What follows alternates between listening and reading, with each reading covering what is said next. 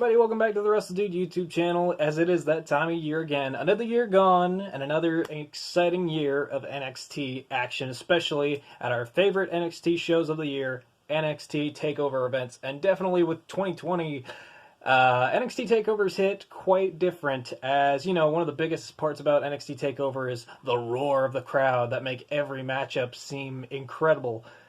2020, we didn't exactly have that for a lot of NXT shows. It wasn't until towards the end that we got even any semblance of an audience back in the arenas, so it was a little difficult leading into the first few takeovers, but that doesn't mean that there weren't any great matches that were still great, even if they didn't have a full capacity audience. There were still some amazing matches, which is exactly what we're going to get into today. These are my top 10 NXT TakeOver matches of the year 2020, and before we get started with the list, make sure you leave a thumbs up on the video, subscribe if you're not, and comment down below. Let me know what your favorite match in NXT was of this year. And I'm going to open it up to you guys. It doesn't have to be a TakeOver match. It can be from any of the TV specials like Halloween Havoc, Bash at the Beach, you know, what was it, Super Tuesday? It can be any of those. Just let me know in the comment section below.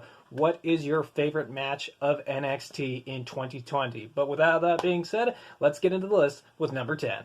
Alright, so number 10, kicking us off here on the list, is going to be Tommaso Ciampa versus Karrion Kross from NXT TakeOver in Your House. The reason why I put this on this list is because normally it feels weird to put a squash match on a top 10 list of all the matches of all this year. Why would I put this matchup on the list? And I feel like I put it on here because I went back and rewatched all of the TakeOver events from this year, and this match really did help at kind of solidify Karrion Kross as like this big monster to like be defeated, especially defeating somebody like Tommaso Ciampa, who's been in NXT for so long, and we've seen him be so dominant against people like Aleister Black and Velveteen Dream and especially Johnny Gargano, and then to see him just get completely dismantled through this match. I mean, the freaking double-handed like chokeslam onto the apron to Ciampa was just brutal to watch, and I'm sure if they ever do a rematch down the line, which I'm sure they will, that will definitely be a moment that is retreaded and played off of for a long, long time. And Kross defeating Tommaso Ciampa in this matchup in such a definitive fashion definitely set him on the course to the NXT Championship. And it was just a great way to start out his TakeOver career with a big victory over a former NXT champion. Coming in at number 9, we are sticking with NXT TakeOver in Your House, this time with Finn Balor versus Damian Priest, who sported some awesome white gear for this matchup. And I liked this because Finn Balor had come back to NXT. He's working with some younger talent. Damian Priest is kind of a guy that for the longest time I didn't really care about him. This was kind of Damian Priest's, I would say, coming out party. You know, this is the spot where people started to see him as like a super high level athlete in NXT. A lot of people only saw him as like being in the mid card, you know, fighting for the North American Championship. But the way that he went against Finn Balor here made a lot of people see him, myself included, being a top guy in NXT. And even if he is currently still fighting for the North American Championship, he still feels like a top guy fighting for the North American Championship. And the bump that he took on the steel steps towards the end of the match was super brutal. And even in defeat, when Finn Balor beat Damian Priest, that still didn't hurt Damian Priest at all. If anything, that made him be seen as that much more of a threat afterwards coming out of it, because after that he did go on to become the North American champion, and Finn Balor obviously went on to become the NXT champion. So both men came out of this looking really, really great, and they both went on to win gold, even if one man won and one man lost. That is the making of a great TakeOver match.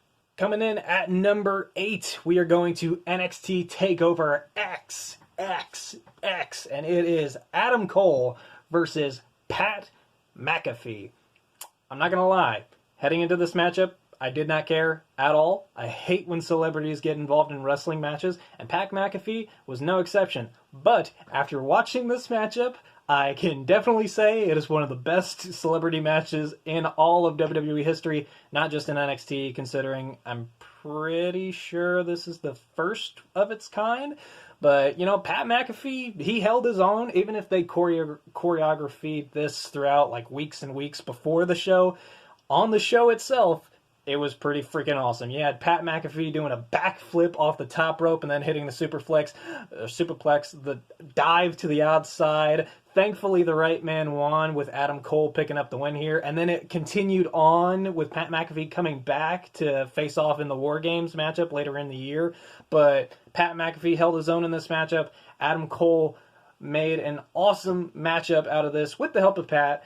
And like I said, there's not much more I can say to this. It was just an awesome celebrity matchup. Both guys did an awesome job. And yeah, it was just a very fun watch. I enjoyed going back and watching it again. And, I appreciate Pat McAfee just that much more. Coming in at number 7, NXT TakeOver 31, Kushida versus the Velveteen Dream. Now, I know Velveteen Dream hasn't had a very good 2020 with how he's conducted himself, but this matchup really, all my focus was on Kushida, because for the longest time, Kushida was looked at as like this hot new star, and he had this big feud with Walter. And then after that, he kind of just dozed off into nothingness. I don't know if it was an injury or something like that, but he just kind of seemed forgotten about. And then he finally came back to NXT and he had this big aggressive streak. He got into this feud with Velveteen Dream and they had this takeover matchup, and it really did show that Kushida can be very, very aggressive. He was going after the arm, stomping on the arm, and I put this match on this list specifically because I love the finish to this. It was Velveteen Dream hitting a Dream Valley driver onto Kushida, but Kushida held onto the arm that Dream was like locking him with in the Dream Valley driver, so that when they fell to the mat, Kushida, who was still hit with the Dream Valley driver, locked in an armbar on Velveteen Dream, made him tap out, putting over Kushida, over a former contender for both the North American and the NXT Championship. So that's great for Kushida, builds up that star power, and I'm pretty sure this was a matchup where nobody really wanted to see Velveteen Dream win, so I'm glad that they went with the best result. And yeah, I'm excited to see what more they do with Kushida in the future, but this was an awesome, awesome matchup, really great finish, and really happy that Kushida picked up the win here. All right, coming in at number 6, we have Johnny Gargano versus Tommaso Ciampa. One final beat. NXT TakeOver Tampa. TakeOver Tampa was an interesting case this year. Obviously, it got canceled because it was the first big event like right after COVID kind of hit and there were no fans allowed in the arena. So that the way that they worked in TakeOver was that they spread out all the matches that would have been on TakeOver over the episodes of NXT. So one night we had the women's ladder match that was supposed to take place at TakeOver Tampa, and we had the final encounter between Tommaso Ciampa and Johnny Gargano, one final beat where Triple H basically rented out a giant garage or something like that, put a ring in it, nobody in it, just kind of lone spotlight, a referee, and a bunch of weapons around, and Gargano and Ciampa beat the crap out of each other. I know a lot of people didn't really like this match. I personally enjoyed it, which is why I put it on this list, because I have no doubt in my mind that if this match took place in front of a crowd, if they had done the same exact stuff in this matchup just in front of a crowd, a lot of people would have liked it. I feel like it was just that there was no real fan atmosphere, that it kind of lowered it down a little bit, but watching it back and watching it on my own, I personally got a lot of enjoyment out of it. The only thing that I didn't really like was when they fought outside on top of the truck and nothing really happened there. Yeah, other than that kind of moment, I loved all of it, especially the finish with Candice LeRae coming, kicking Gargano in the nuts, making Ciampa think that she just turned on her husband, and then Candice kicking Ciampa in the nuts and revealing Johnny was wearing a cup, and they beat Tommaso Ciampa, and then Gargano and Candice, they walk out, and you see Scarlett and Killer Cross or Karrion Kross in the car. It was just a really awesome end to their feud. I'm sure they might revisit it somewhere down the line, but it was just a very awesome match personally for me, which is why I've put it here at number 6. All right, coming in at number 5, we're at the halfway point here. We are going to a more recent NXT TakeOver event, NXT TakeOver War Games 2020. We have Tommaso Ciampa versus Timothy Thatcher. We are sticking with the Blackheart here as he went one-on-one with Timothy Thatcher, and I love these types of matches where, and I mentioned this before, maybe like in my best of, or top 10 TakeOver matches of 2018, maybe somewhere in there,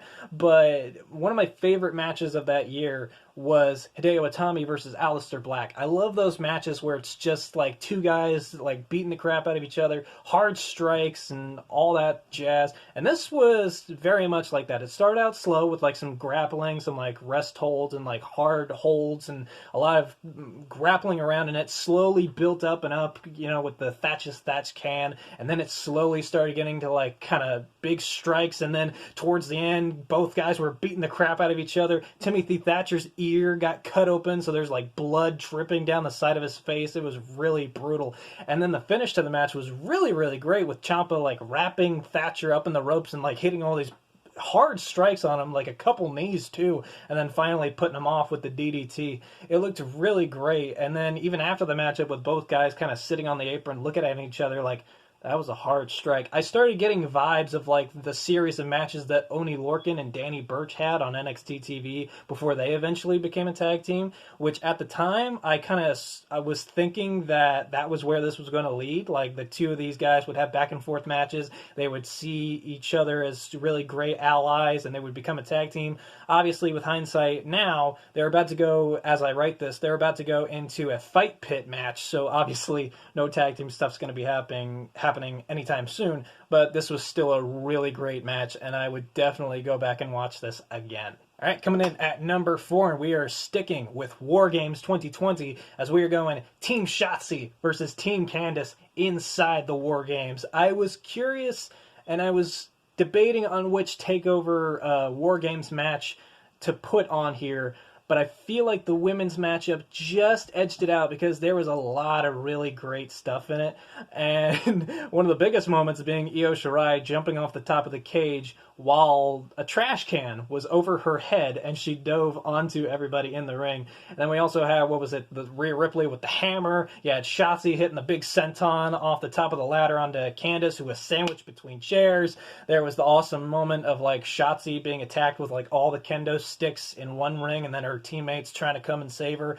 And a surprising finish with Raquel Gonzalez powerbombing Io Shirai through a ladder bridge and picking up the win, which is really awesome to see, setting up a new contender for the women's championship, making even in defeat Shotzi's team looking really, really strong with how big of a fight they put up. It was just Raquel Gonzalez's power just overcame them all, and we cannot mention this matchup without mentioning Shotzi's brand new tank, coming out with a giant brand new tank that her team built together, which teamwork makes the dream work, and apparently you can build a tank together as well. And then it also adds on the cool little rocket launcher that it has to the front of it, which I have no doubt in my mind Mattel will probably make a toy of that, and to be honest, it's quite tempting that I would probably buy that. So it was a very awesome matchup, a lot of great moments. I just love War Games. It's one of my favorite matches of the year. I just love the carnage. Alright, and we are at number 3. We're going back once again to NXT TakeOver in Your House. If you're wondering what my favorite TakeOver event of the year is, obviously you can kind of tell from this list, but we are going to NXT TakeOver in Your House again for the main event.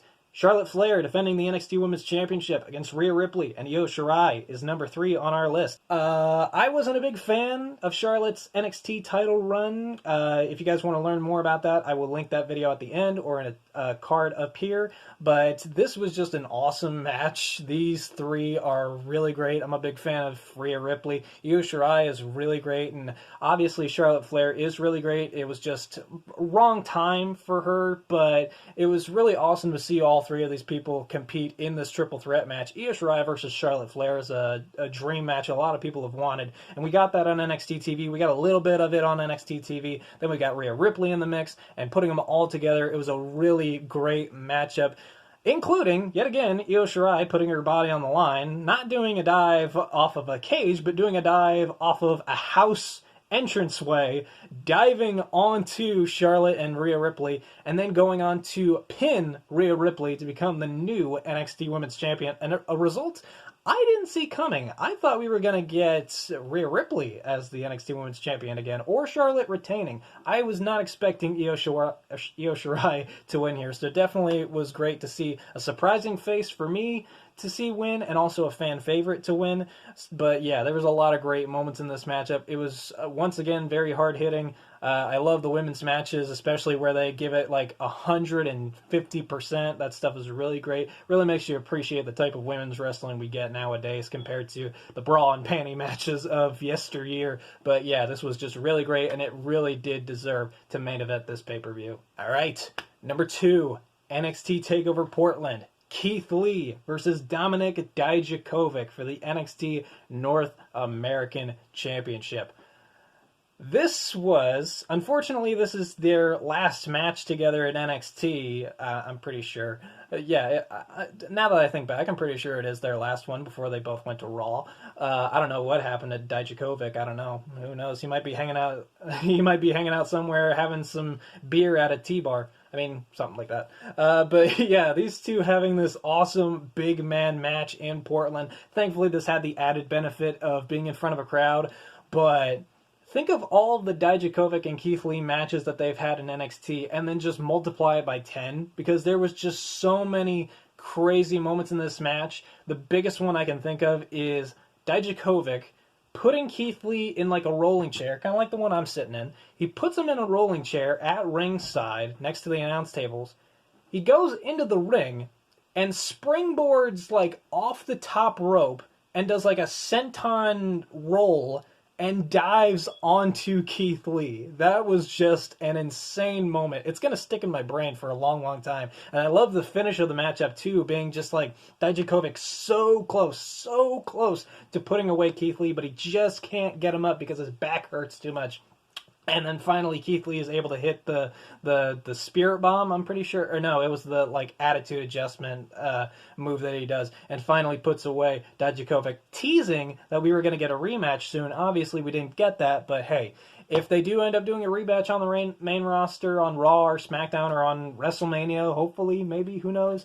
I doubt it will be able to live up to this. But, I mean, I would love to see them try, because going off the stuff that happened in this matchup, they are going to have to do a heck of a lot more. But if any men can do it, it is Keith Lee and Dominik Dijakovic. They put on an excellent match here. And finally, my number 1 match of takeovers of all of 2020 in NXT comes from NXT TakeOver 31. The main event, Finn Balor versus Kyle O'Reilly for the NXT Championship. Like I mentioned earlier with number 5, Ciampa versus Thatcher, I love matches where it just feels like two guys beating the living crap out of each other. And this matchup was the perfect example of that. Even better, I would say, even better than Hideo Itami versus Aleister Black, because this had legit injuries coming out of it. We had Kyle O'Reilly like getting a busted rib from a kick from Finn Balor, Balor's jaw being broken in 2 places from a Kyle O'Reilly knee, and just tons of brutal strikes and moves throughout. And I'm surprised this matchup didn't like end via referee stoppage, but you know, that's just not how takeovers go. Yeah, look at Samoa Joe versus Finn Balor for the NXT title. Even when Joe's head was repeatedly bleeding, they still finished the match, even though I'm sure a lot of stuff had to be cut short because of the referee having to get in and fix the cut. But this matchup was great. I loved it so much. I have gone back to watch it and watch the highlights like 2 or 3 times, and obviously NXT loved it too, because they're about to run a rematch at New Year's Evil. I don't know if they're going to be able to top this, but I would definitely love to see them try. But of all the TakeOver matches that I've rewatched recently for this list, this is the one where I'm just glued to the screen. Like, when I was watching it live, I was hardly even taking notes just because I was just so focused on it. And it was just so incredible. And it really did make Kyle O'Reilly feel like a big star, because recently he was just seen as kind of like the tag team guy in Undisputed Era, and only up until he won the number 1 contenders match to be in this matchup, people started taking him seriously. And then in this matchup, I saw Kyle O'Reilly as a serious threat to the NXT Championship. And I for a moment, I thought he was going to win it. But then finally, when Finn Balor hit the coup de grace and pinned him, I was like, that sucks Kyle didn't win, but he looked great coming out of it. And I cannot wait to see him go at it again with Finn Balor at New Year's Evil in the new year of 2021. But obviously NXT had a rough year. Everybody's had a rough year in 2020, but somehow, someway, they've come out with a lot of really great matches at Takeover and on NXT TV with the specials like Super Tuesday and Bash at the Beach and Halloween Havoc, and we're just going to get that much more in this new year of 2021. Let me know in the comment section below what your favorite NXT matchup of 2020 was. Thank you for watching. I'll see you guys later.